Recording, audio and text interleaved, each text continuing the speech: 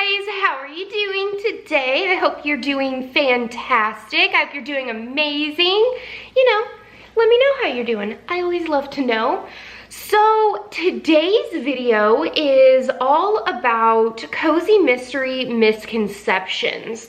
So Erin and I were talking a few days ago about different things that people think about cozies and everything like that, and I wanted to sort of see what other people have been told or people have assumed and things like that. So I posted a video on my Instagram that you guys could give me your cozy misconceptions. I also reached out to some cozy mystery groups on Facebook, and I reached out to some Goodreads groups as well. And I asked, what are some cozy mystery misconceptions or untruths or, falsehoods that people assume about cozies that aren't necessarily true?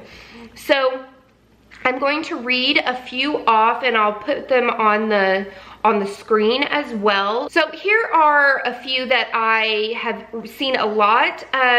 They are told that they are grandma reads, that they're only for people like your grandmother, which even though I am a grandmother in my inner soul, I don't like that misconception because I feel like cozies are so young and alive, and I feel like the protagonists are really, really relatable to me. And I mean, I'm 28, and so a lot of the cozy mystery sleuths, the amateur sleuths, are young, and I feel like there's a lot of things that they're going on in their life, like trying to start anew or trying to do different things like that, that I don't necessarily believe that makes them just for older women. I believe that, what the fun thing about cozies is the fact that they don't have very harsh language, they don't have in-depth sex scenes, they don't have anything that would normally make maybe someone uncomfortable. They don't have those. They hint at romance, and of course there's murder, so they hint at murder, but the crime scenes aren't overly like CSI or Law and Order SVU detailed. And so all ages can read them. They're almost always like PG, maybe PG-13 in essence. And so I just think that they're pretty much for anyone and everyone. Most people tell offbeat quirks that those aren't real mysteries, that cozies aren't real mysteries. I mean, I don't agree with that either. One of the greatest mystery writers of all time, Agatha Christie, actually she's the queen of cozies with her Miss Marple series. She also wrote about Poirot. So if somebody wants to tell me that Agatha Christie doesn't come up with convincing mysteries and suspense and things like that, then we need to have a discussion, because that's where it all starts. And there are so many different cozy mystery authors that have stumped me all the way until the very end. It's supposed to be a lighthearted, easy, fun read, but you're still trying to figure out the whodunit before the sleuth. And if the author has done their job correctly, then you're not gonna find out before the sleuth finds out. And I love it when I get stumped. It's fantastic. Someone was told that they were not real books and that they are fluffy mysteries for women only. So this upsets me as well, because I've also got a comment, I'm trying to find where it is that this is Tyler Davis. This is on the Cozy Mystery Book Promotion group on Facebook, and Tyler said, one misconception might be that it's always a female protagonist. While that might be typically the case, there are a few great series with a male in the lead role, like The Cat Who comes to mind. And so I agree that male protagonists might be less prevalent in cozy mysteries, but I believe that they also have very, very strong male leads as well when it comes to the supporting characters of the female protagonists, the amateur sleuths. So I can see why that might be something that is a little bit more truth than untruth, but I still believe that men can read cozy mysteries and get just as much enjoyment out of them as women. I mean, I don't even know how many books I have read where the lead protagonist is a male. Does that make it a mostly male read kind of series? No, it doesn't matter as long as you're loving the plot and you're loving the characters and everything like that. But there is no genre that is specifically, this is only to be read by men and then this is only supposed to be read by women. That's just bullcrap, and I don't agree with it at all. Another thing that I have been told, as well as Kate Pennington, she says that the characters are not diverse. She's including a very positive LGBTQ character in her current work in progress, who is the perfect neighbor, friend, or fellow sleuth. And I think that that's fantastic. There does need to be a little bit more diversity within the cozies. I believe that even geographically, there should be more cozies written in different places, but maybe it's just I haven't found those yet, and I need to dive deeper into the cozy mystery world than I already am. Another thing that it seems like a lot of people are saying is that they're very easy to write. I don't think that they're very easy to write. I have been working on 2, and maybe I just suck as a writer, but I've been working on 2 cozy mysteries, and they are really difficult to write because you have to do the research on whatever job or area or expertise or even geographically they live, unless you make up the geography of where they live. But trying to write the mystery and then going and rewriting some parts to put in red herrings and to put in, you know, a maze to try and confuse the reader, but also feel like they're still on the same path as the sleuth, and trying to balance those is a lot more difficult than you think. Whereas in, you know, contemporary fiction, a lot of those like contemporary romances or things like that, it's a little bit easier to write the story because you're not having to sort of trick your reader into maybe guessing the wrong murderer or the wrong plot or something along those lines. Another thing that people keep saying is that they are not exciting or suspenseful.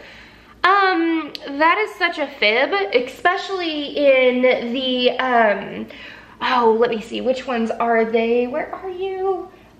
This is what happens when you have too many cozies, guys.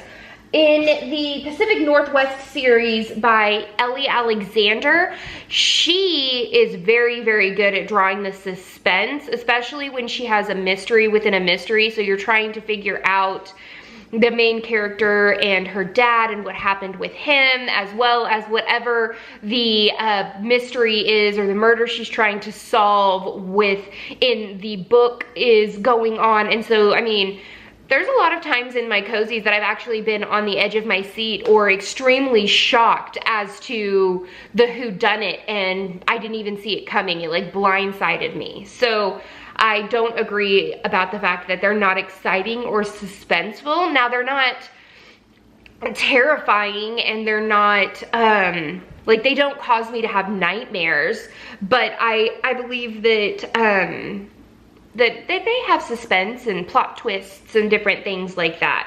One person on Goodreads said that the protagonist is always dumb or clumsy. I don't believe that that is true at all. A lot of them are extremely intelligent.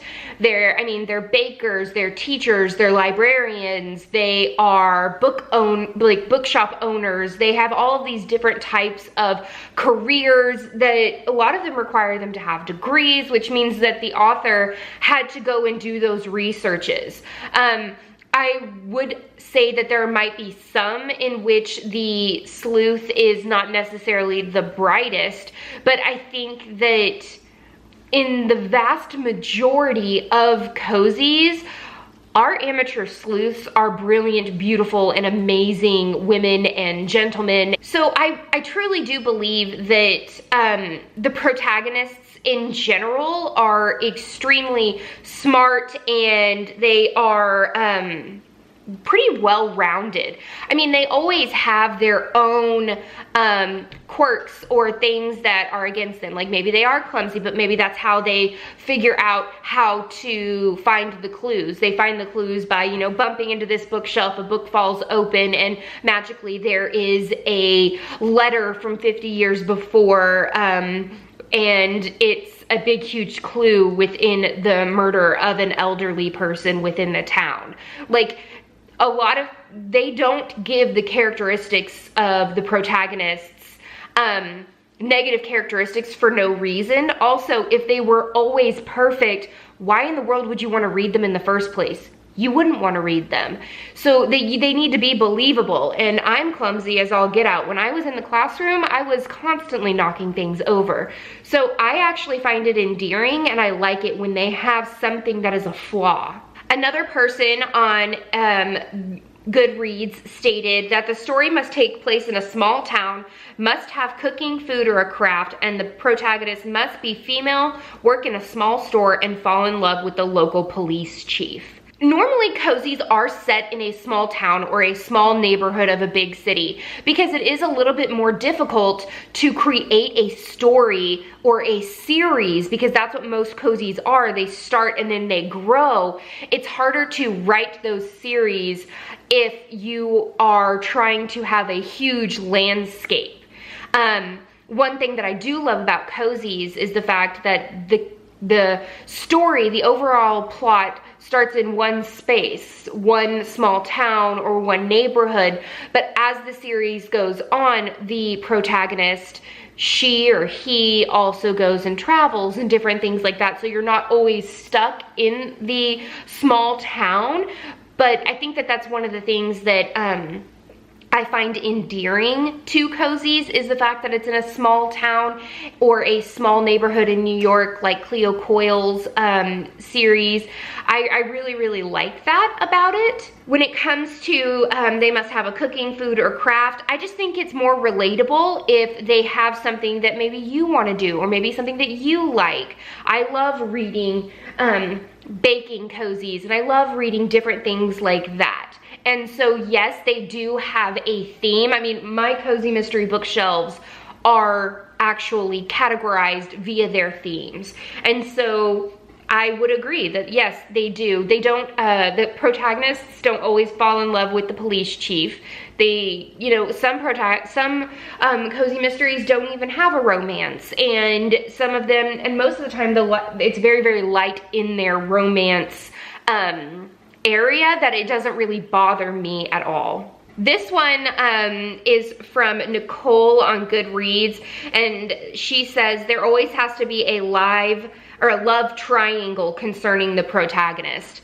Now, this isn't always true, but I'm not gonna lie, this isn't just a problem with cozy mysteries. This is a problem with fantasy. This is a problem with romance. This is almost always a trope in all different types of genres. So this isn't just a cozy mystery kind of thing, but I don't mind it too much, especially because I like being team Carlos versus, you know, another team. I like trying to figure out who I think she's really going to be with. It's just an added fun benefit, and you get to watch the characters grow throughout the series. So you get to see those relationships bloom and blossom, and that's one of the main reasons why you watch cozy mysteries. So those are just a few of the misconceptions that people have messaged me about. Do you guys have any misconceptions, not just with cozies, but with a genre that you absolutely love? Leave them in the comments down below, because I want to know all about them. Let me know. Give this video a thumbs up if you want to see more misconceptions on cozy mysteries, because people are coming out of the woodwork telling me all of these things that other people are telling them about their genre. And you know what? As long as you love what you are reading, you enjoy it, you laugh, you cry, you become attached to the characters, and as long as it's putting a smile on your face, That is all that matters. To hell with anyone else and what they think about what you are reading. You should never be embarrassed about what you are reading. You should always come at it with, you are proud. You are a reader, and you know what? That's okay. So that's the end of this chapter of Courtagonist. Please give this video a thumbs up and subscribe if you haven't already.